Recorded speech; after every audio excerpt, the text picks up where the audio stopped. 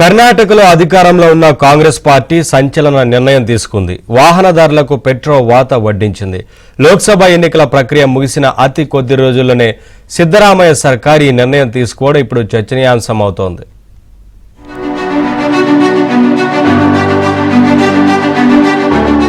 గత కొన్ని రోజులుగా పెట్రోల్ డీజిల్ ధరలు స్థిరంగా కొనసాగుతున్నాయి. ఎన్నికల తర్వాత పెట్రోల్ డీజిల్ ధరలు పెరుగుతాయన్న అనుమానాలు చాలా మందిలో తలెత్తింది.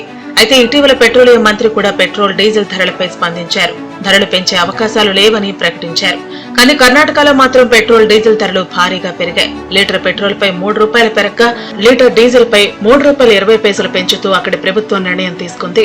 దీంతో వాహనదారులకు మరింత భారంగా మారనుంది. ఈ పెరిగిన ధరలు శనివారం నుంచి అమల్లోకి వచ్చాయి.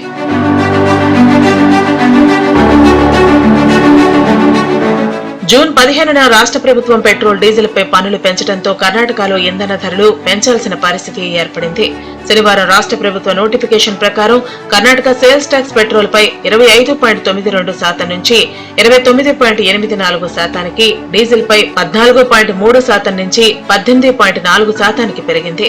కర్ణాటక పెట్రోలియం డీలర్స్ అసోసియేషన్ ప్రకారం బెంగళూరులో లీటర్ పెట్రోల్ ధర ₹102.86 కాగా డీజిల్ ధర ₹88.94గా ఉంది.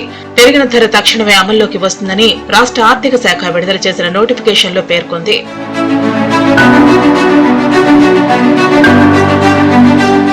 కోవిడ్-19 తర్వాత ఆర్థిక వ్యవస్థను పునరుద్ధరించడంలో సహాయపడటానికి గత బీజేపీ రాష్ట్ర ప్రభుత్వం పెట్రోల్ ధరలను లీటరుకు ₹13.30, డీజిల్ ధరలను లీటరుకు ₹19.40 తగ్గించినప్పుడు నవంబర్ 2021లో చివరి సవరణ జరిగింది.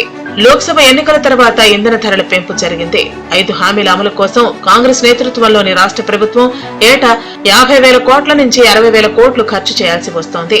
ఇంధన ధరల పెంపు వల్ల ఈ ఆర్థిక సంవత్సరంలో దాదాపు 2,500 నుంచి 2,800 కోట్లు సమీకరించవచ్చని ఆర్థిక శాఖ తెలిపింది.